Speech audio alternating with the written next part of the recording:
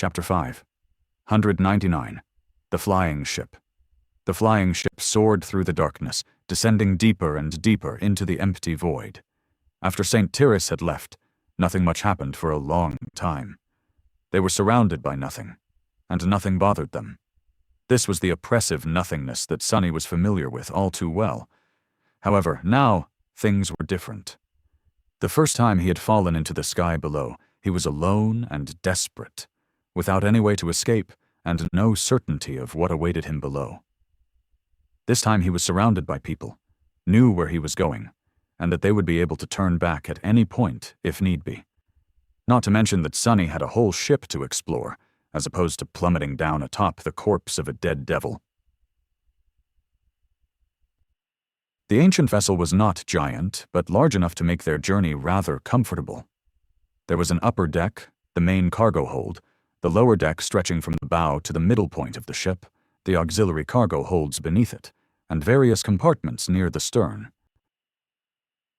including living quarters for the crew, 2 separate mess decks, a spacious captain's cabin, several smaller cabins that seemed as though they were meant for either guests or officers, a large war room, and a few service compartments.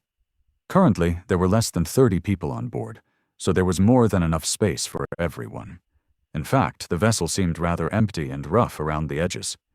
The members of Cassie's cohort and other firekeepers that joined them to assist in the repairs had done a splendid job of restoring the flying ship's overall integrity, but it had no time to work on its interior. A few essential facilities had been haphazardly outfitted with everything necessary to barely function, but most of the compartments still required a lot of work. There was no furniture of any kind, except for some crude tables, chairs, and flimsy hammocks, and most of the vessel looked empty and bare bones. It was a far cry from how luxurious it must have been furnished, outfitted, and decorated once in the ancient past. However, after the hellish month Sonny had spent in the Night Temple, this environment seemed almost like paradise. He had a whole cabin to himself, and the cargo hold was stocked with enough food and water to last them for a few months. The galley was also fully operational, so at least their meals were taken care of. More than that, the flying ship did not wobble constantly up and down like a seafaring one would, and instead swayed gently from time to time, which was sort of calming and even a bit cozy. It was a strange vessel that moved partially due to sorcery, the sapling of a sacred tree growing around its mast serving as the source of it, and partially due to the wind. The firekeepers seemed more or less capable of operating the sails, be it somewhat tentatively, and used either their aspects or memories, akin to Cassie's wooden staff, to produce gales that pushed the ship in the right direction. As the result, their descent into the abyss was swift, smooth, and almost relaxing. Sonny spent around a week slowly recuperating from his wounds, restoring his strength, and resting. He slept a lot and ate as much as he could, knowing that the second nightmare was going to test the limits of his endurance. He had to enter it in as good of a shape as he could. He also used that time to think about what had transpired in the Night Temple, analyze everything he had learned about Mordred, and go over each of his thoughts and decisions, trying to learn from his mistakes. The memory of being fooled and manipulated by the Prince of Nothing still haunted him. There was also a lot of new information Sonny had received in that month. Information about the Awakened of higher ranks, Anvil of Valor, the great clans, the tension between them, and even about his own aspect. The silent shadows that dwelled in his soul sea were not there just for decoration, after all. He had always suspected that there was a purpose to them, but never had any proof. Well, now there was proof. Sonny just had no idea what it all meant, and what he was supposed to do with them. No matter what he tried after the battle with Mordred, the shadows refused to react. They just stood in their usual spots, silent and lifeless just like before, as if pretending that nothing had happened. It was almost like he had imagined the whole thing. In the end, Sonny had to accept the fact that the mystery of the shadows was going to remain unsolved, for now. He had learned that his soul had a fearsome defense system against those who would try to possess it. That was something, at least.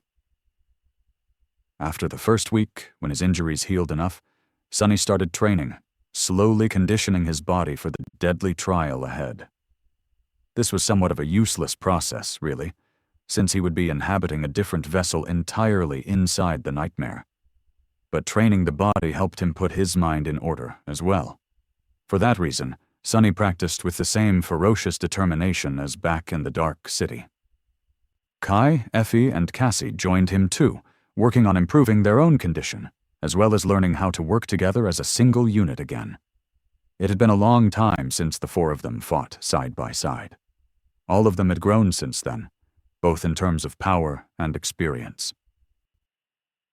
They were awakened now, possessed new abilities, and had improved in their understanding of combat, technique, and skill.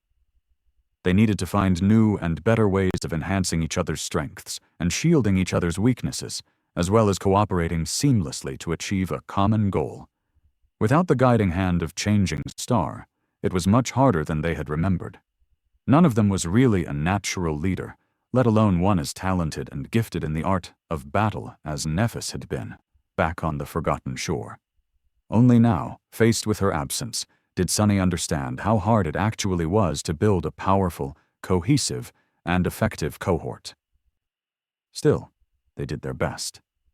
A few days before they reached the rift in the Divine Flames, with the air outside of the flying ship already growing sizzling hot, Sunny woke up and stared into the darkness for a bit, then sighed and went to the galley to find something to eat.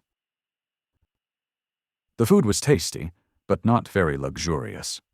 And, once again, he failed to meet this day by drinking a cup of coffee, with a lot of sugar, and maybe even real milk, as he had wished to do once, a long time ago, in the cafeteria of the Awakened Academy before venturing into the dream realm for the first time. Today was the day of the winter solstice. Sunny had turned 19. Last time he celebrated his birthday in a blood-soaked castle standing in the middle of a cursed city. This time he was going to celebrate it aboard an ancient ship that flew through a lightless abyss, descending toward an ocean of flames. It is somewhat of an improvement, I guess.